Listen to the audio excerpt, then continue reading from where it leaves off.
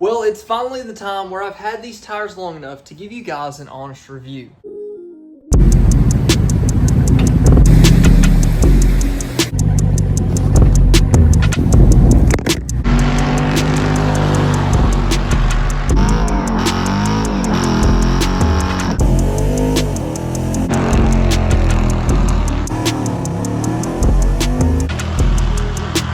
Today we're going to be talking about the Mickey Thompson Baja Boss MTs. Now for those of you that have watched the channel for any amount of time, you guys know that we've ran through a bunch of different tires on all the different vehicles.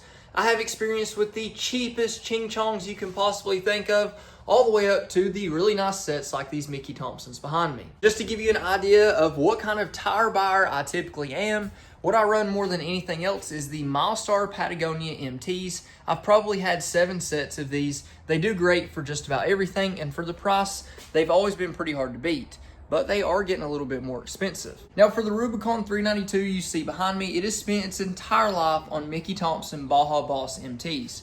Originally for the first 10,000 miles while I was breaking the Jeep in, trying to figure out if there was going to be any issues, because I did order the first Rubicon 392 ever. I ran 35 1250s for the first 10,000 miles, and that was my first experience with the Baja Boss MT. Then after we got through that, I got the 38 1550s and we put them on 20x12 XD wheels. The Jeep currently has 21,000, almost 22,000 miles on it. So it's safe to say these tires have right at 12,000 miles on them.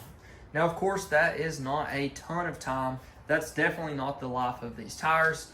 But here shortly, we're probably going to be swapping them out. So I want to go ahead and cover them now.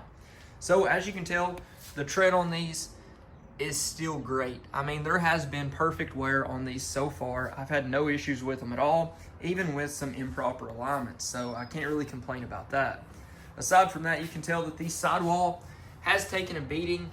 The wheels show it a lot better than the sidewall does, but we have had a couple close calls with the sidewalls here, and sure enough, they have stood up to the test of time, so I've been really happy with that. Now, for those of you that don't know, we've taken these tires through just about every environment. We've taken it through the normal trails, we've taken it through the mud, taken it on the highway, the snow, and some crazy rocks. So it's fair to say we've given these an honest shakedown. Now, like I've already said, we only have about 12,000 miles on these tires currently, but just keep in mind, these things have done a lot of nasty burnouts you've seen on the drag strip, and they've went through a lot of rocks. So let's see what the tread depth is currently at. I know from the factory, I think they're right at 19-30 seconds. So as you can see right here, they're right at 16-30 seconds, just a hair above. Ooh, almost closer to 17-30 seconds. Let's check a different spot just to see. Oh my gosh, right at 17-30 seconds. These may have came with 20 or 21, but that's for the front. Then for the back here, I haven't rotated these in a while. We've got 15-30 seconds is what it's reading.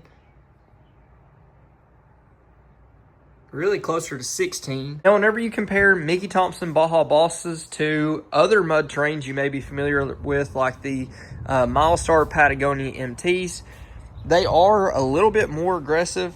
Not a crazy amount more aggressive, I wouldn't say. But one thing to speak on with the noise is, even though it's not too bad, one thing that can really help quieten it down is running the right tire pressure. Now, what I found for my set of 35s and the set of 38s is that they prefer to be about 30 PSI cold. So whenever you are warming up, I'd say they're running about 34, 35 PSI whenever you're on the highway. Now, once I got them down to 30 PSI, they actually sound decent. They're not substantially louder than the MT02s, and these Patagonias are pretty darn quiet, so it's not bad at all. Now, keep in mind, this thing is pretty much straight piped. It just comes off the cats and dumps, so my gauge for the sound is probably a little off, but I also put these tires on our Bronco Raptor here, and notice they sounded about the same. But we also do have the exhaust dumping right past the cat on this as well. So maybe I'm not the best gauge for, sound. But one thing I can tell you is their on-road handling is really good. The on-road characteristics of this Baja Boss are right up there with most of the all-terrains.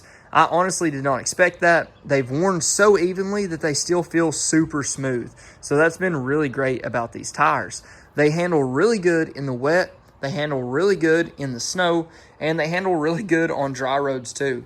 So on road, I think this is going to be just as good, if not better, than just about any other tire you're going to compare it to. Now, obviously, most people that are going to be looking at aggressive mud terrains just like this don't really care as much about the normal on-road handling.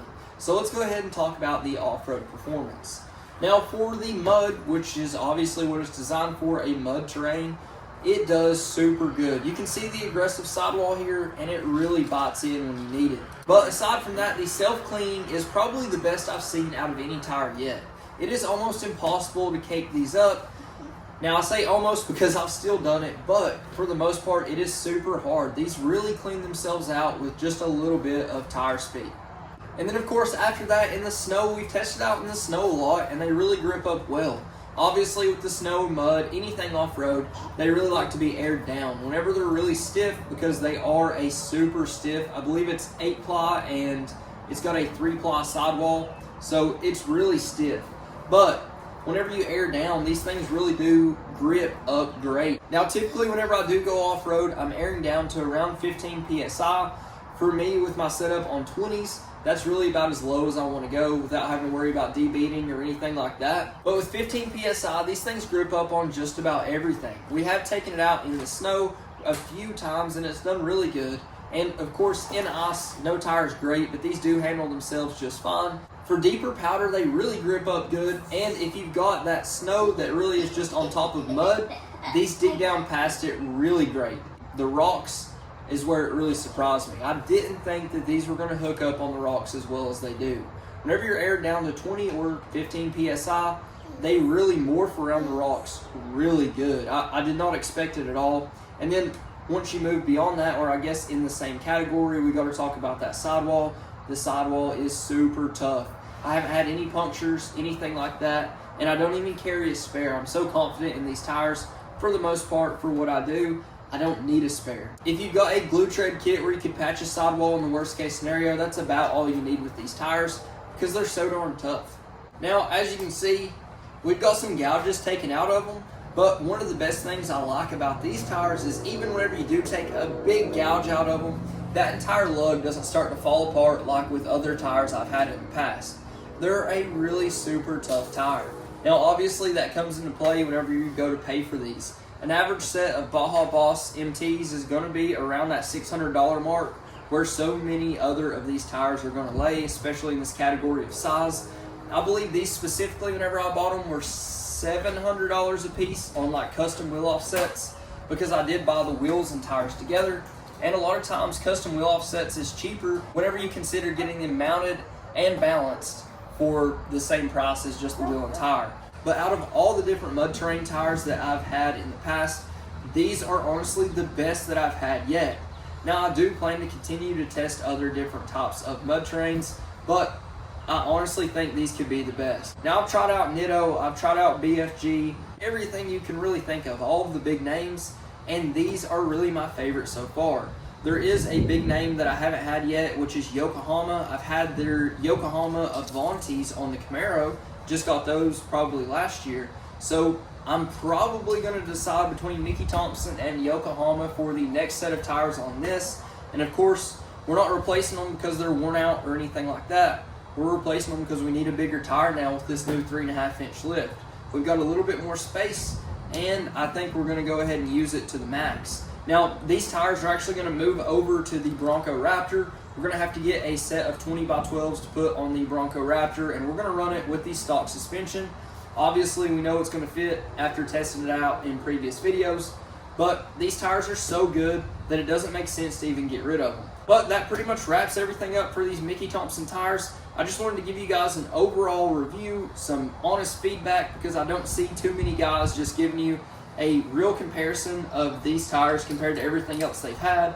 I think if you're looking for a mud terrain tire in a bigger size, especially like 38, 37 and up, these are one of the absolute best choices. And I honestly believe if you got the extra change to buy the Mickey Thompsons, you definitely won't regret it. They perform so good in pretty much every situation that they are going to be super hard to beat, but we're still going to try.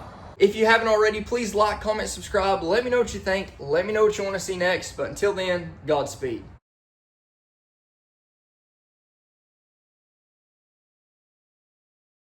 And for those of you that watch all my videos to the absolute end, I really appreciate it. I appreciate it so much that I'm going to give you a little sneak peek as to what's going to be coming next month.